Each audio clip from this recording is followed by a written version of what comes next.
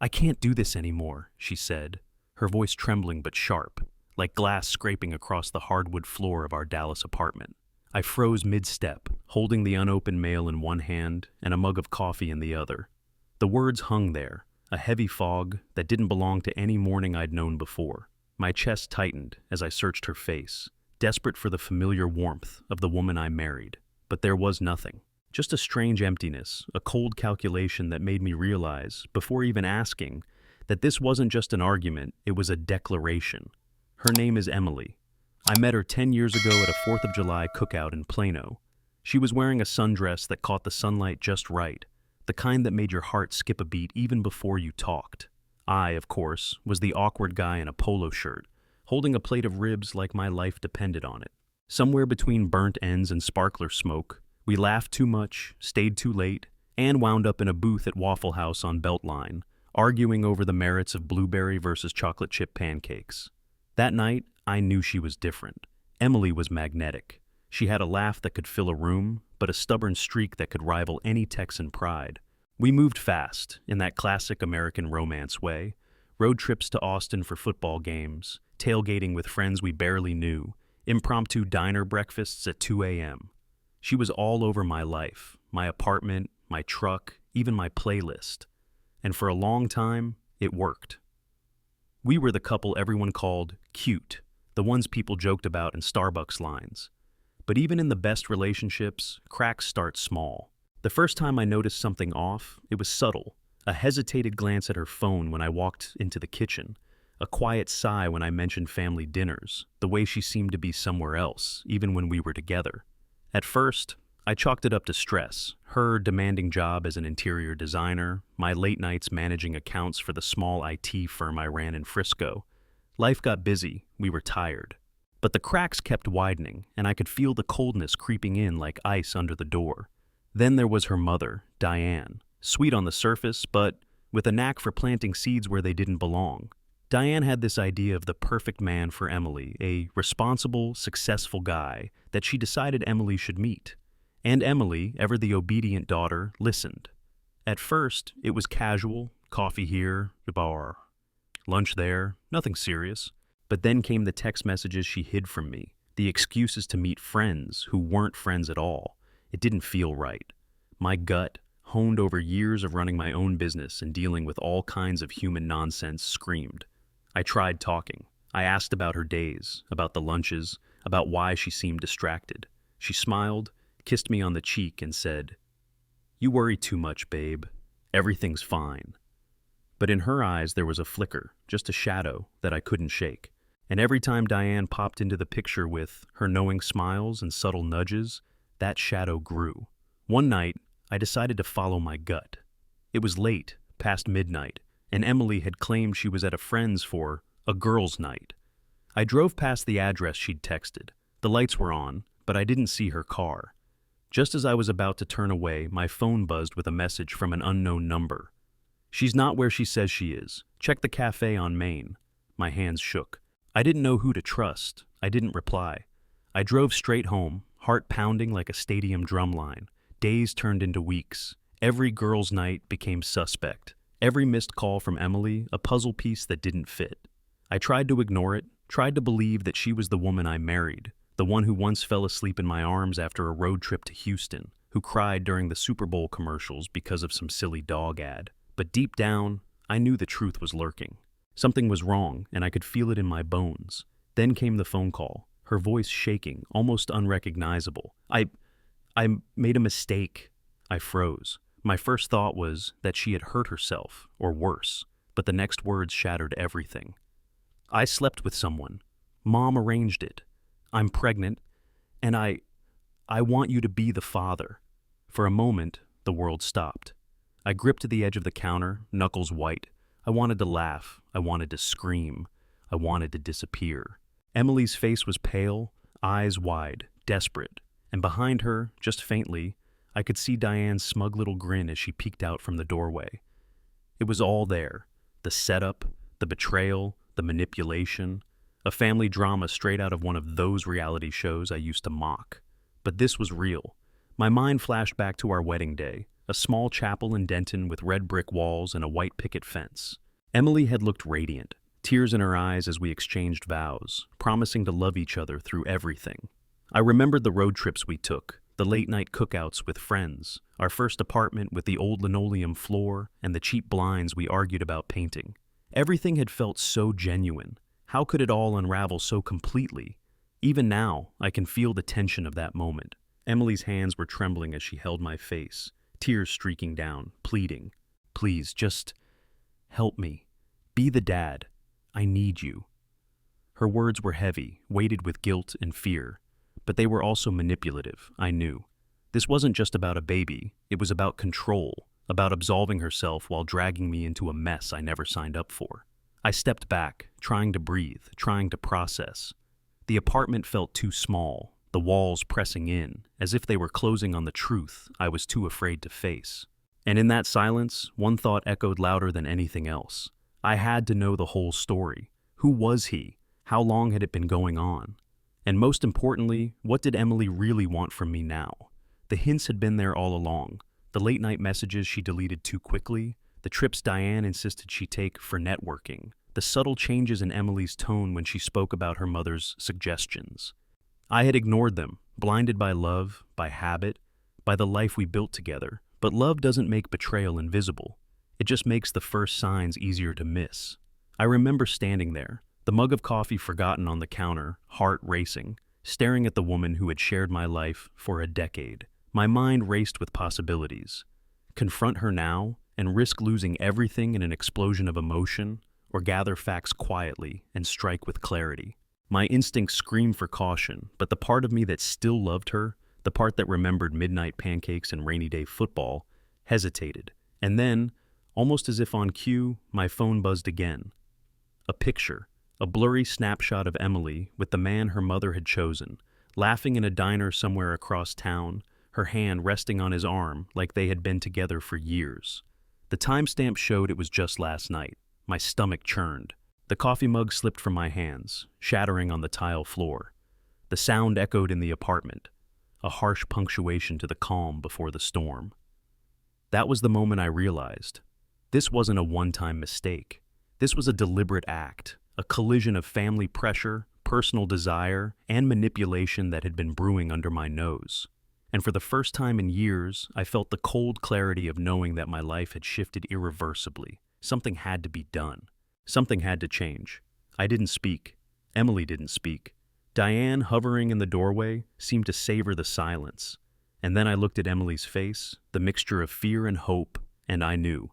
Nothing about this morning was normal. Nothing about what came next would be simple. And as the sun rose over the Dallas skyline, casting a golden hue across the apartment, I made a quiet, unspoken decision.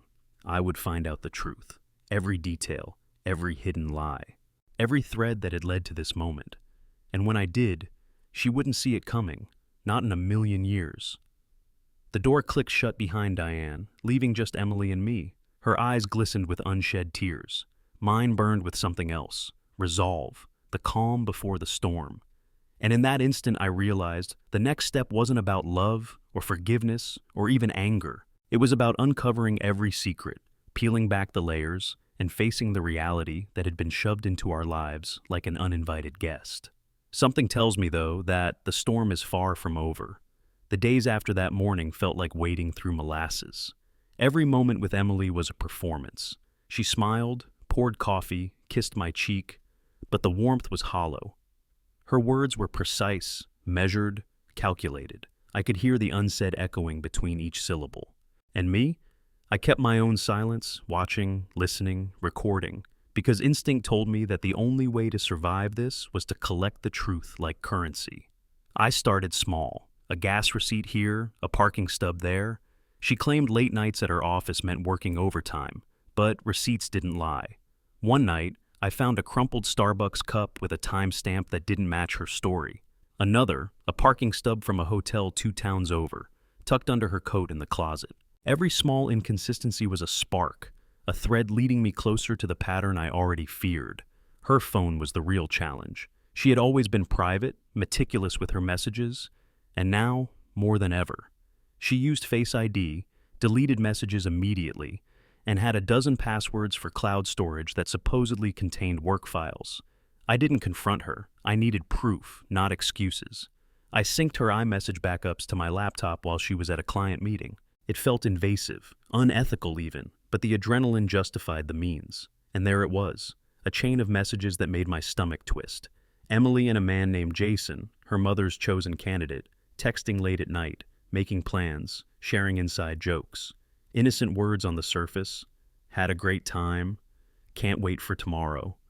But then the timing, the secrecy, the repeated insistence that she couldn't tell anyone, told the story I already dreaded.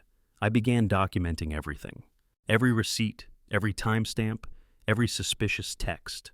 I created a folder on my laptop, named it Truth, and saved PDFs, screenshots, even short voice notes I'd recorded of phone calls when she thought I was out.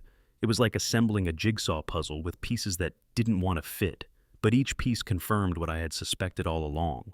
One evening, Emily came home early, unusually quiet. I pretended to be busy in the kitchen, arranging the counter with the pretense of normalcy while my eyes kept flicking to the reflection in the oven glass.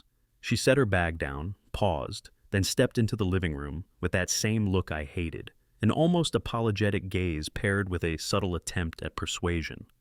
"Everything okay?" I asked casually, though my voice betrayed the tension.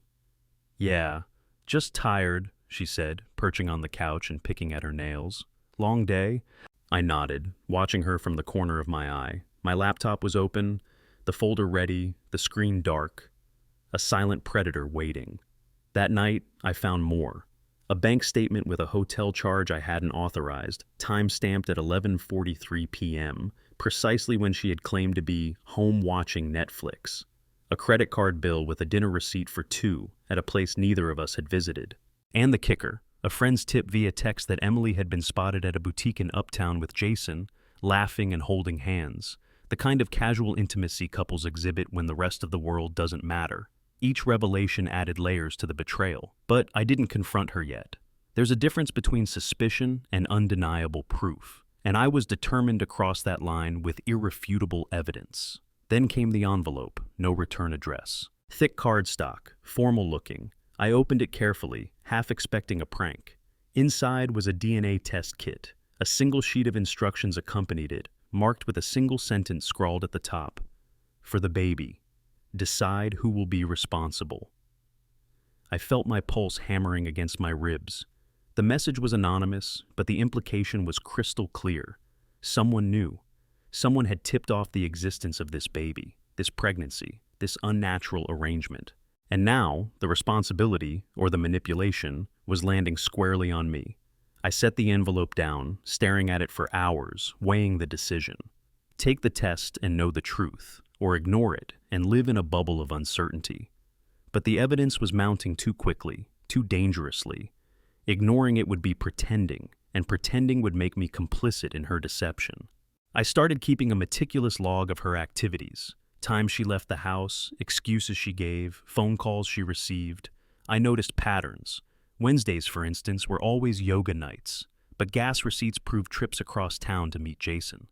Thursdays, she claimed to be visiting her mother, but the timestamps on Uber rides and iMessage notifications told another story. I even went as far as driving past the boutique and coffee shops she frequented, noting the hours, the license plates of cars she rode with, the subtle way she seemed to hide from familiar faces. Each detail added a stroke to the portrait of betrayal. It wasn't a dramatic confrontation yet, it was the slow accumulation of undeniable truth. Then there was the voicemail from a hotel concierge. Someone, clearly concerned, left a message detailing Emily's booking at a downtown hotel for a business conference that never existed. I saved it. The voice was shaky, worried. Whoever left it didn't know I'd found it, didn't know I was piecing together the mosaic of deception. But now I had it. Emily remained oblivious, or so she thought. Every day I observed her, taking note of subtle changes. The way she pulled her hair back nervously when Jason's name came up. The little sighs when I asked innocuous questions about her schedule. The way she suddenly became clingy in front of her mother, as if rehearsing innocence. But I saw through it, always did. The breaking point came on a Tuesday morning. I received a message on my encrypted phone, another anonymous tip. A blurry photo of Emily holding a small sonogram envelope outside a medical clinic on Lover's Lane. The timestamp matched a time when she claimed to be working late at the studio. My hands shook as I opened it, heart thudding like a drumline at a high school football game. There it was, the visual confirmation. She was pregnant, and it wasn't me. I sat in my truck, parked across the street from the clinic, staring at the photo on my phone, trying to calm the storm raging inside. I felt rage, hurt, betrayal, all crashing over me like a Texas thunderstorm in July. But beneath it all was clarity. I had what I needed. This wasn't conjecture anymore. This wasn't gut feeling or suspicion. This was evidence. I returned home that night with the photo, the DNA kit, the receipts, and the text logs, assembling them like a prosecutor building a case. Every detail, every timestamp, every receipt, every secret message, all of it painted a picture I could no longer ignore. I even started making copies, storing some in a secure safe, just in case things escalated and the originals were destroyed or denied. And then, Emily did something that almost broke my resolve.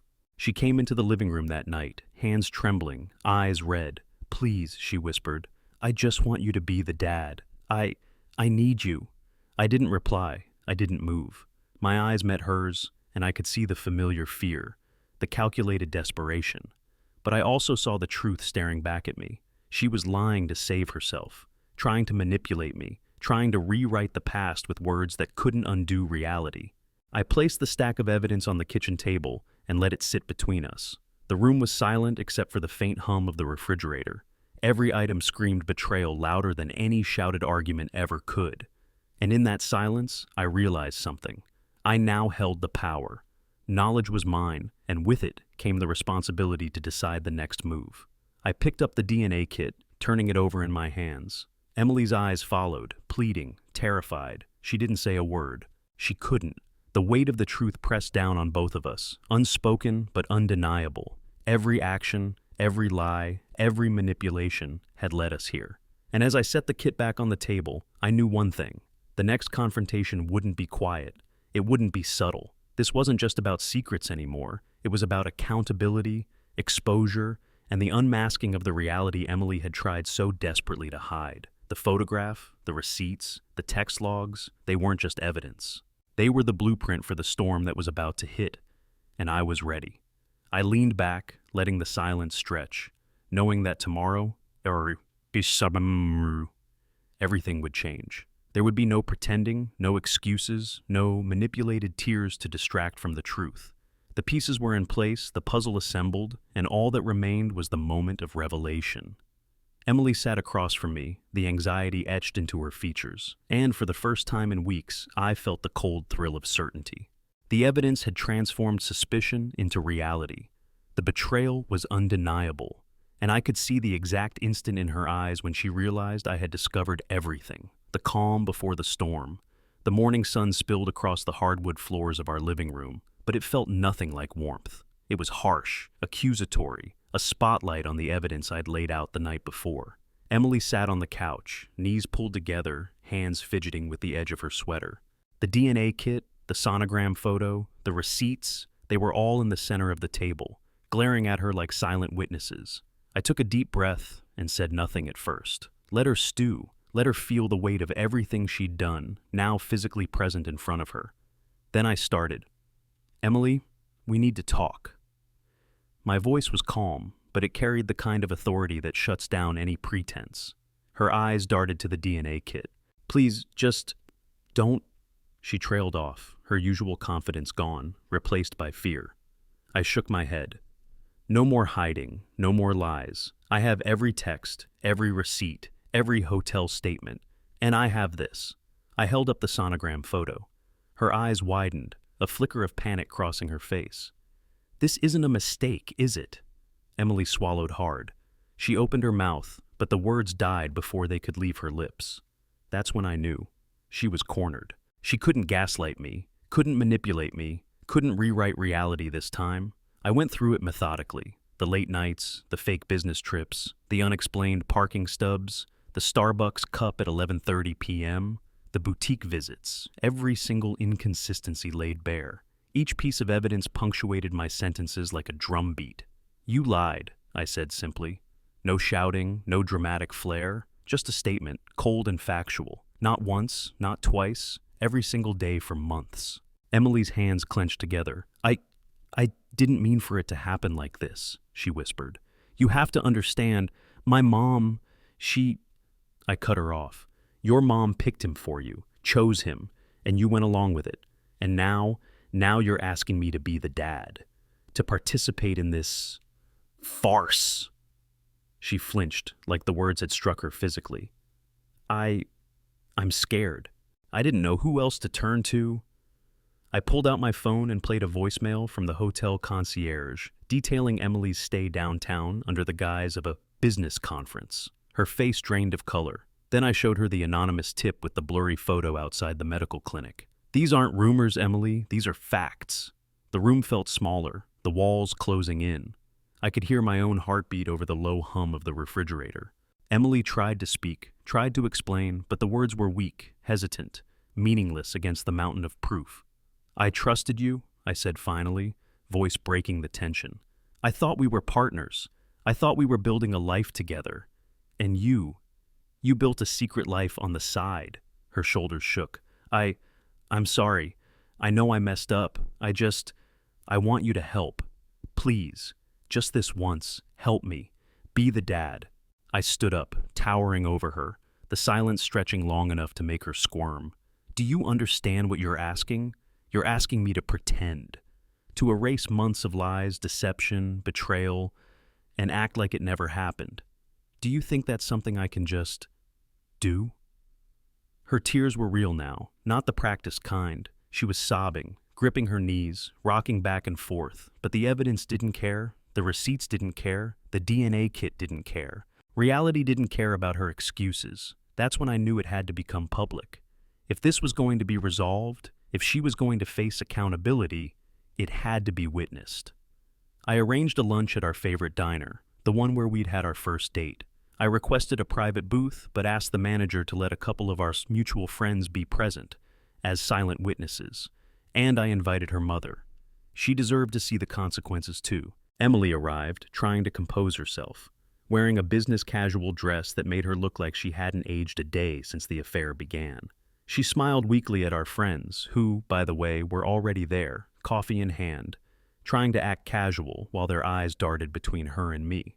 I placed the DNA kit, the sonogram photo, and a stack of receipts in the center of the table. The friends leaned forward, eyebrows raised. The mother looked confused, then suspicious, then angry as her eyes swept across the evidence. Mom, Emily started, voice shaking. I didn't mean for any of this. Her mother's eyes narrowed. Didn't mean? Emily, what is this? I didn't answer immediately. I let the tension build. Then I said, your daughter slept with Jason, your chosen candidate. She's pregnant, and now she wants me to be the father. Every single one of these receipts, messages, photos, and the DNA kit proves it.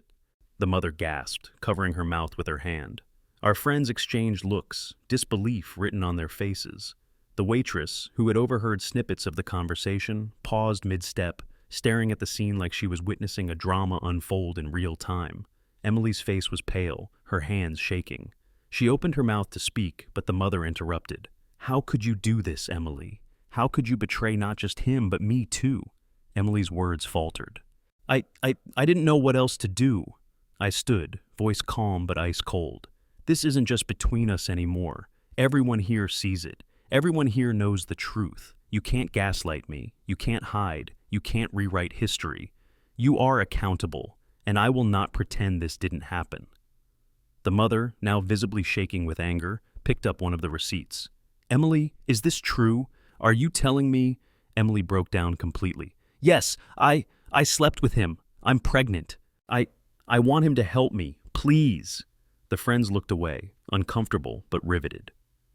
The waitress discreetly took a step back, spilling a cup of water in her surprise. The diner itself felt like it had become an arena, with Emily in the center of the ring. I took a deep breath and addressed everyone. This is what betrayal looks like. Lies, deception, manipulation, and here it is, documented, undeniable. She wanted secrecy, but secrecy has consequences. Emily tried to speak again, sobbing. Please, I held up my hand. Silence. No more. Everyone sees it now. No more excuses, no more pretending. You made your choices. And now you face the consequences publicly for all to see. Her mother's face was red with fury, but her eyes also held a tinge of shame. The friends, silent witnesses, nodded subtly, acknowledging the gravity of what had just been revealed. The waitress, finally recovering, muttered under her breath, "Wow, that's intense." Emily's tears streamed down her face, but the gravity of the exposure was undeniable. I could see it in her eyes, the recognition that she had lost control of the narrative entirely. No more whispers, no more lies. Everything was laid bare. I pulled the DNA kit toward me, placing it between us like a final judgment. "This will tell the truth," I said. "Everything else will stay in the past." "But the future depends on honesty now. You cannot manipulate, you cannot pretend. You face the reality you created." She nodded weakly, too defeated to argue. Her mother shook her head, muttering under her breath. Our friends remained quiet, but the tension in the air was suffocating. The diner, once a place of comfort and memories, had transformed into a courtroom of morality. And just when I thought the confrontation had reached its apex, Emily's phone buzzed, a message from Jason. I glanced at it. It was innocent on the surface, but enough to remind me that the deception extended further than she had confessed. I looked at Emily, her face pale, her eyes wide, the sobs still coming in shaky bursts. "This isn't over," I said quietly, almost to myself. "And you're going to wish it had never started." The diner remained silent, the hum of conversation frozen around us. The evidence was out, the betrayal revealed, and the public humiliation, for Emily at least, had begun. As we left the diner, the wind gusting across the parking lot, I knew the next chapter would be about control, about closure, about legal battles, about reclaiming dignity and moving forward. But for now, the world had witnessed the truth. And that, I realized, was a kind of victory in itself. Because sometimes, the best revenge isn't the storm you unleash. It's the light you shine on the shadowed corners of someone else's lies. The divorce papers were signed on a brisk Thursday morning. The courtroom smelled faintly of coffee and polished wood, a strange contrast to the storm of emotions swirling in my chest. Emily sat across from me, quiet this time, the confident mask long gone, replaced by resignation. Her mother hovered behind her, silent, as if even she knew there was nothing left to say. I handed the signed documents to the clerk, the gavel thumping softly in the background, final and absolute. My attorney gave me a subtle nod, a mixture of relief and validation. The settlement was fair, assets divided, accounts separated, and custody arrangements for Emily's pregnancy left entirely out of my hands. The child she carried would have its father elsewhere, and I would not be complicit in pretending to be someone I wasn't. The sense of justice was quiet but profound. Walking out of the courthouse, the autumn air hit me like a cleansing wave. I didn't feel victorious in the traditional sense. There were no fireworks, no triumphant gestures. There was only relief. Freedom. The kind of freedom you don't notice until it's in your grasp. I stepped into my truck, started the engine, and felt a strange gratitude for the ordinary things. The hum of the tires on asphalt, the smell of leather, the sound of the radio playing a local sports talk show I'd listened to for years. Life, in its mundane constancy, was waiting for me. Back home, I started reclaiming my space. The apartment, once shared and tainted with betrayal, was now mine again. I brewed a pot of coffee and leaned against the kitchen counter, sipping slowly. There was a calm I hadn't known in months.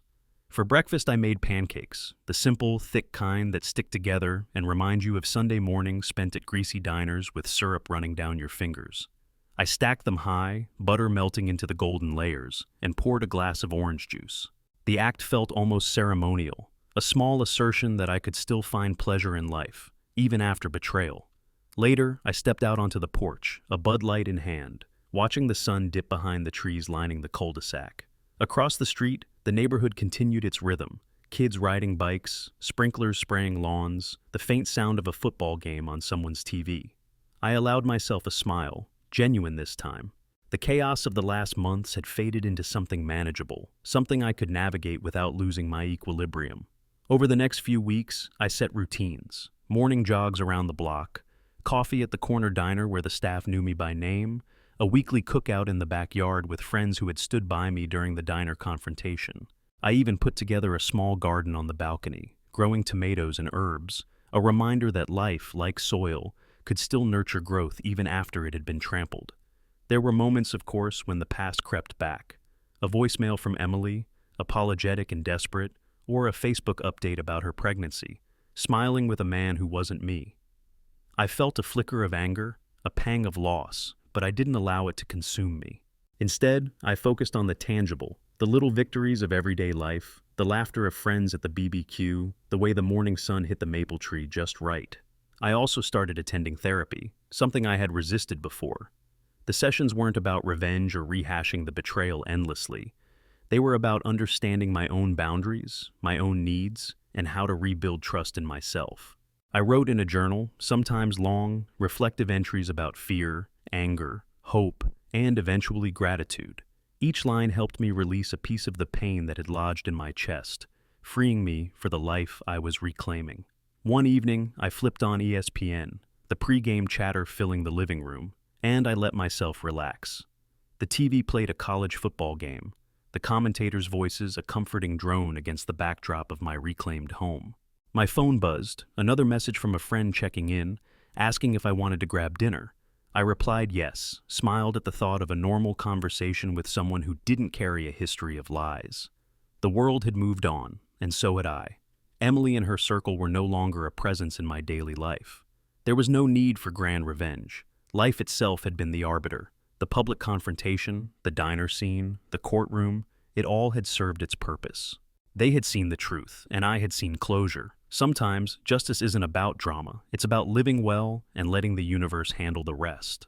I started noticing details I had overlooked before. The way sunlight filtered through the blinds in the morning, the smell of pancakes and coffee mingling, the way my neighbor's dog barked happily at nothing. Small things, yes, but they were evidence of a life regained. I painted the living room walls a lighter shade, moved furniture, made the space feel like mine again. The apartment, once tainted, became a sanctuary. On weekends, I hosted friends for casual dinners. One Saturday, we grilled burgers, laughter filling the backyard. A friend brought his kids, and I watched them play with a frisbee, their squeals of joy reminding me that life's simplest pleasures often carried the most profound healing. I sipped my beer, feeling the warmth of companionship, and realized that the small acts of living, sharing a meal, enjoying the sunlight, laughing until your stomach hurts, were far more satisfying than any plot of revenge I might have conceived in the heat of betrayal.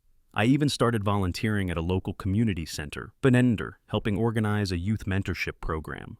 Seeing young people navigating their challenges, making mistakes, and learning resilience offered perspective. Betrayal, I realized, was a chapter, not the entire story. And life, unpredictable as it was, still offered opportunities to cultivate kindness and integrity. Occasionally, I walked past the diner where Emily and I had that public showdown. The same staff waved at me, unaware that they had once witnessed a personal storm unfold in their establishment. I smiled and waved back. The memory lingered, but it no longer held power over me. The storm had passed, the air was calm. At home, I started small routines that grounded me. Morning stretches on the balcony, evenings with a cold beer watching the sunset, weekend brunches with friends, late-night calls to family. Each ritual reinforced that life continued, and that peace wasn't something to be seized in a dramatic confrontation. It was cultivated quietly, deliberately. And the moral settled in, like the last note of a song that had finally reached its resolution. Sometimes the most profound revenge isn't in retaliation, but in living fully, freely, and honestly. The people who betrayed you will carry their choices. You carry the opportunity to be better, stronger, and at peace. One Saturday morning, I watched my neighbor's kids drawing with crayons on their porch. I smiled, noting the chaos of colors, the way their hands were smeared with graphite and pastel, the innocent joy of creation. I poured myself a cup of coffee, sank into my porch chair, and lifted my Bud Light. The sun warmed my shoulders. Everything was ordinary. Everything was mine again. I realized then that closure wasn't loud or dramatic. It didn't need fanfare. It didn't need to be tweeted or posted. It was simple. Pancakes on the table, laughter with friends, a cold drink on a warm porch, and the ability to watch a football game without thinking of betrayal. It was living, uninterrupted, and undiminished by the past. And for the first time in a long while, I smiled. Not a smirk, not a sarcastic grin, not the kind that masks pain, but a full, unguarded smile. Life was ahead, unpredictable and messy, yes, but mine to navigate. I picked up a crayon that had rolled under the porch chair, doodled a small line on a scrap of paper, and laughed quietly. Sometimes, I thought, the trash takes itself out.